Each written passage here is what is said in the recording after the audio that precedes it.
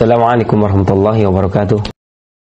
Buah tomat, buah yang disebut dengan Solanum lycopersicum ini, atau nama latinnya, ini merupakan termasuk tanaman perdu. Tomat ini merupakan buah yang tak kenal musim, ada terus di pasaran. Tidak mungkin kemudian ini enggak musim tomat.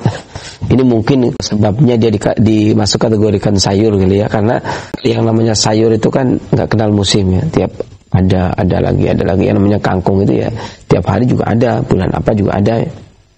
Kalau buah kan ada musimnya. Oh, ini lagi nggak musim, ini nggak musim mangga, nggak musim jeruk. Tapi tomat adalah buah yang tidak mengenal musim, makanya dan digunakan pun seringnya digunakan untuk masak. Meskipun dia tetap orang akan mengatakan buah tomat, tidak mengatakan sayur tomat ya. Dan awalnya tanaman tomat ini sering disebutkan oleh para ahli sejarah, dia tumbuh banyak di daerah pegunungan Peru ya, baru kemudian menyebar ke bagian utara Amerika ya, dan suku Indian Aztec menyebutnya tomat. Selanjutnya tanaman tomat ini tersebar ke Eropa, daratan Eropa, dan orang Spanyol, ini saya juga nggak tahu, orang Spanyol katanya memberikan nama Podo de Moro ya, dan orang Italia menyatakan Podo Moro ya. Kemudian di Prancis dikasih nama Pomme d'Amour ya, ini atau disebut sebagai apel cinta, karena kemungkinan dikarenakan tomat dipercaya meningkatkan gairah bercinta atau gairah seksual baik pria maupun wanita. Kalau dimasukkan kategori, maka tomat ini masuk jenis terong-terongan sebenarnya, makanya dia kadang-kadang dimasukkan ke dalam sayur. Dan jenis tomat ini sangat banyak sekali ya. Ada yang dapat dimakan. Jenis tomat ini banyak sekali, dan yang paling banyak adalah yang bentuknya bulat, yang berukuran besar, hampir seukuran bola kasti. Kemudian dia dagingnya tebal, bijinya sedikit, dan warnanya merah, dan biasanya disebut sebagai tomat buah yang merah-merah ya. Adapun tomat jenis ini seringnya disantap sebagai kudapan segar atau buah segar. Kemudian yang berukuran lebih kecil disebut sebagai tomat sayur karena digunakan dalam masakan, yang hijau kecil-kecil. Ada pula yang berukuran kecil sebesar kelereng ya, dikenal sebagai tomat cherry. Nah, tomat jenis ini banyak dipakai dalam hidangan salad bersama dengan selada dan sebagainya. Dan tomat memiliki beberapa jenis, diantaranya ada tomat granola yang bentuknya bulat, pangkalnya rata. Kemudian ada tomat Roma atau tomat gondol yang berbentuk lonjong. Ada tomat hibrida yang ukuran maupun bentuknya merupakan perpaduan dari berbagai macam jenis tomat. Kemudian ada tomat jenis cherry gondol, ya, ini tomat cherry yang bentuknya lonjong, disebut juga dengan tomat santa. Tomat cherry adalah tomat kecil, ya, kecil tapi lonjong, ini terkadang juga disebut juga dengan tomat santa. Ada yang menyebutnya tomat cherry. Adapun bahan yang digunakan untuk obat biasanya hampir semuanya, diantaranya buahnya, daunnya, kemudian akarnya. Di mana buah tomat ini dikenal oleh para pengobat klasik dimanfaatkan untuk obat berdasarkan karakternya. Di mana tomat ini memiliki sifat yang sejuk, rasa yang asam, dan agak sedikit manis pada buah tomat. Dan pada zaman dahulu tomat ini dikenal untuk mengatasi gangguan haus atau menghilangkan haus. Kemudian digunakan untuk antiseptik pada usus. Kemudian sebagai pencahar ringan atau laksatif, mempermudah buang air besar. Kemudian juga menambah nafsu makan dengan cara memperbanyak keluar air liur atau produksi air liur, dan merangsang keluarnya enzim dari lambung serta melancarkan aliran empedu ke usus. Dan daunnya juga berkhasiat untuk menyejukkan dan menurunkan demam. Sering digunakan juga tomat, yakni dengan cara digoreng dengan minyak kemudian di blender, itu digunakan untuk gangguan radang prostat. Seiring berjalannya waktu, kemudian para pakar tertarik untuk meneliti kandungan daripada tomat, ada apa di balik tomat. Tomat memiliki banyak kandungan sehingga memiliki efek farmakologi sebagaimana yang telah diuraikan oleh para pengobat klasik. Diantaranya tomat mengandung rutin, di mana kandungan ini dapat memperkuat dinding pembuluh darah kapiler, dan mengandung klorin serta sulfur, di mana kandungan ini adalah trace elemen yang berkhasiat sebagai detox atau pengeluaran racun. Dan klorin alamiah yang ada pada tomat ini mampu menstimulir kerja hati sehingga mampu untuk membuang racun tubuh.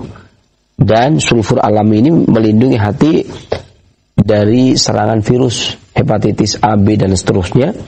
Dan juga bagi orang yang menderita sakit hati atau sakit kuning, gangguan liver, maka dia akan mencegah terjadinya sirosis atau pengerasan hati, bahkan mencegah terjadinya kanker hati. Dikarenakan tomat juga mengandung lycopene, yakni pigmen kuning beta karoten yang ada pada tomat. Dan beberapa literatur menyebutkan bahwasanya lycopene pada tomat akan meningkat menjadi 10 kali lipat lebih manakala dikukus. atau dimatangkan. Dan likopen ini dikenal sebagai anti kanker. Kemudian dia juga mengandung kandungan tomatin, makanya disebut sebagai tomat, yang berkhasiat sebagai antibiotik. Ya, kalau bisa dibilang ini merupakan antibiotik alami. Kemudian anti radang, bahkan biasa digunakan untuk menyembuhkan peradangan, baik radang tersebut berupa jerawat, kemudian koreng, luka, borok, wasir, usus buntu, sampai kepada radang saluran pernafasan. Dan tomat juga sering digunakan sebagai jamu penurun demam. Dan tomat juga mengandung asam pekumarat dan asam klorogenat yang mampu melemahkan kanker, terutama kanker rongga mulut. Dan tomat juga bisa digunakan untuk mengatasi kanker tenggorokan, kanker usus besar, kemudian kanker lambung dan kanker prostat serta radang prostat. Dan tomat juga mengandung asam malat dan asam sitrat sehingga mampu membersihkan saluran empedu, sehingga menghindari terjadinya endapan batu empedu. Hanya mencegah terjadinya batu empedu, bahkan biasa digunakan untuk mengatasi gangguan batu empedu. Kemudian tomat juga mampu membersihkan saluran darah dari kandungan asam malat dan asam sitrat tadi, membersihkan saluran darah ke penis dari timbunan lemak dan gula darah, sehingga alat kelamin tersebut menjadi sehat kembali. Dan kandungan tomat yang lainnya diantaranya adalah pigmen likopin yang merupakan antioksidan yang mampu melumpuhkan zat radikal bebas yang merusak sel-sel, dengan dampak kulit menjadi kencang, kulit menjadi lembut, kulit menjadi segar. Ya. Kemudian juga menyeimbangkan kadar kolesterol dalam darah dan tekanan darah, serta melenturkan kembali sel-sel saraf jantung yang kaku akibat endapan kolesterol dan gula darah, menormalkan tekanan darah, kemudian menyehatkan jantung, menurunkan kolesterol, dan anti-aging atau mencegah penuaan dini. Pigmen dan likopennya jadi mengencangkan kulit. Adapun ini buahnya, adapun daunnya adalah menyejukkan atau menurunkan demam. Dan secara umum, baik dari sisi pengalaman atau dari sisi penelitian, ya ataupun dari sisi kaidah literatur yang ada, maka tomat biasa digunakan untuk mengatasi gangguan-gangguan seperti asam urat, asma, ya kemudian bengkak dikarenakan keracunan, mengatasi darah tinggi, demam, kemudian radang gusi berdarah, kemudian jerawat luar, kemudian jerawat dalam, kolesterol, kulit terbakar sinar matahari, kemudian lemah, letih, lesu dikarenakan kadar gula darah yang rendah. Dan tomat juga digunakan untuk mengatasi mata merah, kemudian mengatasi memar, bengkak akibat terjadi atau terkena benturan. Dan tomat juga sering digunakan untuk memelihara pertumbuhan rambut agar lebat, hitam dan mengkilat, dan kemudian memperbaiki gangguan pencernaan, meningkatkan nafsu makan pada anak. Dan tomat juga mencegah serta mengobati dan digunakan untuk perawatan pada pengobatan kanker, ya, seperti yang saya katakan tadi, terutama kanker usus besar, ya kanker lambung, tenggorokan, ya. Dan mencegah kerontokan rambut serta meningkatkan daya ingat pada anak-anak serta meningkatkan sistem imun. Bahkan tomat dikenal sebagai obat yang bisa digunakan untuk meningkatkan kesuburan pria. Tomat juga digunakan untuk menghaluskan wajah, mencegah penuaan dini, anti-aging, mengencangkan kulit, melembutkan kulit wajah, menghaluskan wajah, serta menjaga kesehatan mata. Tomat juga menjaga kesehatan sistem reproduksi wanita, sehingga menjaga agar wanita tetap subur dan tetap menarik. Kemudian menjaga kesehatan wanita saat menopause, mencegah terjadinya osteoporosis atau pengeroposan tulang, menguatkan tulang dan gigi, mengatasi rabun senja, mengatasi peradangan-peradangan seperti radang lambung, radang usus, radang gusi, bahkan sampai kepada sakit kuning dan sirosis hepatitis. Dan tomat juga sering digunakan untuk mengatasi rachitis, sakit kuning, sariawan, dan mengatasi sembelit, serta gangguan peradangan pada lambung dan wasir.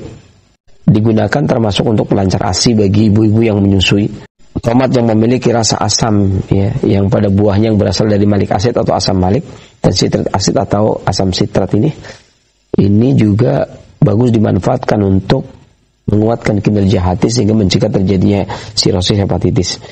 Kemudian buah tomat yang mampu menstimulir keluarnya enzim pencernaan, terutama yang berasal dari pankreas. Dia berguna untuk meningkatkan kerja saluran cerna. Artinya di sini bahwasanya minum jus tomat setiap hari sebelum makan maka akan bagus untuk sistem pencernaan sehingga mencegah penyakit. Jus tomat ini juga selain menguatkan pencernaan juga berkhasiat untuk sebagai tonik atau stamina bagi penderita yang sedang sakit ataupun pada fase penyembuhan. orang-orang yang sakit, kemudian timbul malterso, kekebalan tubuh menurun ya, atau perawatan orang yang baru sakit, maka jus tomat setiap hari sangat bagus untuk tonik. Dan di pengobatan, Classic Science Medicine membuktikan bahwasanya tomat memiliki khasiat pereda demam dan penawar racun, terutama adalah racun panas, yakni panas yang meracuni darah sehingga darah keluar dari pembuluhnya. Kemudian tomat masak seperti direbus atau saus tomat, dan tomat yang berada dalam masakan seperti sup, ya, ini akan meningkatkan likopen. Likopen pada tomat ini akan mudah diserap sehingga lebih berkhasiat untuk mencegah terjadinya kanker prostat dan penyakit jantung manakala dimasak, seperti dikukus, direbus, atau dibikin saus. Kemudian orang yang sensitif terhadap tomat bisa timbul alergi akut. Ini sebagai catatan, alergi akut pada saluran pencernaan. Akibatnya adanya kandungan saponin, solanin, dan histamin. Maka ada beberapa orang yang kalau kebanyakan makan tomat akan alergi. Dan saus tomat ini menurut FDA, yakni Food and Drug Administration, ini seharusnya hanya mengandung cairan tomat yang diperoleh dari ekstraksi tomat yang matang, dan jenisnya adalah tomat varietas merah yang tidak mengandung bahan sintetis seperti zat pewarna, zat pembangkit cita rasa, dan zat pengental. Ini seharusnya. Maka ketika saya menyebutkan saus tomat, ini adalah saus tomat standar FDA, maksudnya standar internasional, yakni Food and Drug Administration. Jadi artinya bukan standar di negeri kita, karena standar internasional yang dimaksud dengan tomat menurut FDA ini, saus tomat ini hanya mengandung cairan tomat yang diperoleh dari ekstraksi tomat matang yang varietasnya adalah buah tomat merah yang besar sebesar bola kasti, dan tidak mengandung bahan sintetis seperti pewarna, pembangkit cita rasa, pengental, apalagi bahan tambahan ya seperti ubi ya. Ini namanya bukan saus tomat lagi, makanya jangan salah paham. Nanti ketika saya menyebutkan saus tomat, yang dimaksud adalah ekstrak tomat ya, tomat yang di jus ya, diambil sarinya saja, air dari tomat itu sendiri, atau tomat di blender ya. Jadi tidak yang dimaksud adalah tomat dengan ditambahin cabai, ditambahin bumbu bawang, atau ditambahin pewarna, pengental, kemudian ditambahin hal-hal lainnya ya, kemudian membahayakan tubuh. Tentunya tidak demikian yang kita maksud. Sedangkan saus tomat yang buatan dalam negeri kita sendiri dengan standar SNI ya, standar industri Indonesia ini, hanya mensyaratkan kandungan tomat ini 20-40% saja, itu cukup disebut sebagai saus tomat. Jadi standarnya beda. Ya, ini kalau artinya di standar industri Indonesia hanya mensyaratkan 20-40% padatan yang berasal dari tomat. Ya, bahkan ada yang disuplai ya, ditambah dengan ubi jalar, labu air, dan bahkan pepaya mentah, bahkan ampas tapioka. Ini limbah padat sisa pembuatan tepung tapioka, dan ditambah dengan zat warna, zat pengawet, zat penambah cita rasa yang semuanya itu bersifat karsinogen, merangsang pertumbuhannya sel-sel kanker ya. Jadi yang dimaksud saus tomat standar hanya sari tomat saja, bukan saus tomat yang ada di negeri kita ini ya. Dan sebelum menggunakan menjadi sambal atau jus, maka bagusnya terlebih dahulu dikukus, karena akan meningkatkan likopennya, anti kankernya atau antioksidannya. Kalau yang kita inginkan adalah agar pigmen likopennya itu tidak hilang, berarti tomat tidak boleh digoreng ya, karena kalau digoreng maka akan menghilangkan likopen walaupun kandungan yang lainnya masih ada. Kemudian untuk memastikan keaslian saus tomat ya, saus tomat yang dibuat dari tomat asli warnanya merah cerah dan tidak terlalu kental sehingga mudah dituang dari botol. Adapun untuk ukuran digunakan untuk penjagaan atau mencegah timbulnya penyakit, maka cukup 1 kali sehari, diminum sekitar jam 9 sampai jam 11, antara jam 9 sampai jam 11. Kalau ukuran tomatnya masing-masing ya, kan masing-masing tomat ukurannya berbeda. Adapun kalau dia di blender maka sekitar setengah sampai 3/4 gelas, maksimal minimal setengah pada orang dewasa sampai 3/4 gelas. Adapun anak-anak bisa menggunakan 1 sendok teh sampai 1 sendok makan sesuai dengan umur si anak tersebut. Ya, bisa kalau untuk orang dewasa bisa menggunakan setengah sampai 3/4 gelas kalau untuk di blender dan di jus. Adapun kalau dimakan saja, maka satu buah tomat yang seukuran bola kasti atau lebih kecil sedikit, ya tidak terlalu kecil sebutir kelereng tentunya, maka 1 kali sehari kalaupun dimakan maka cukup insya Allah. Tomat ini bagus digunakan untuk gangguan hepatitis, termasuk mencegah terjadinya sirosis. Jadi tidak kalah hebat, karena dia juga anti kanker yang tinggi, dan dia mencegah terjadinya sirosis dari hepatitis kemudian berubah menjadi sirosis, kemudian sirosis atau mencegah jangan sampai terjadi kanker hati, ternyata atau kanker terjadi kanker liver. Maka tomat ini juga bisa digunakan, yakni dengan cara tomat dikukus kemudian di blender, ya, kurang lebih sekitar setengah gelas sampai 3/4 gelas, kemudian diminum 3 kali sehari, pagi, siang, dan sore. Ini untuk penggunaan tomat pada gangguan-gangguan hepatitis, kemudian mencegah terjadinya sirosis, ya, atau sirosis hepatitis, ataupun kanker hati, ya. Penggunaan tomat untuk mengatasi bayi kuning umur 1 bulan. Dengan cara tomat dikukus kemudian diambil airnya sekitar 1 sendok teh, ya, setengah sendok teh pagi, setengah sendok teh sore, ya. Lakukan 2 kali sehari sekitar antara jam 9 sampai pada asyar. Adapun cara membikinnya adalah dengan cara mempersiapkan, bisa menggunakan 8 on tomat yang merah, ya, tentunya tomat merah, karena saus kan nggak hijau, ya, saus tomat itu nggak hijau, terkenal saus tomat yang merah. 800 gram atau 8 on tomat merah. Ini tomatnya. Adapun bumbunya adalah ini, kalau karena Indonesia, ya. Kalau sebenarnya saus tomat yang sebenarnya itu kan hanya tomat di blender. Tomat di blender, kemudian agar awet, kemudian dimasukkan ke dalam kulkas, di freezer kan jadi beku, ya.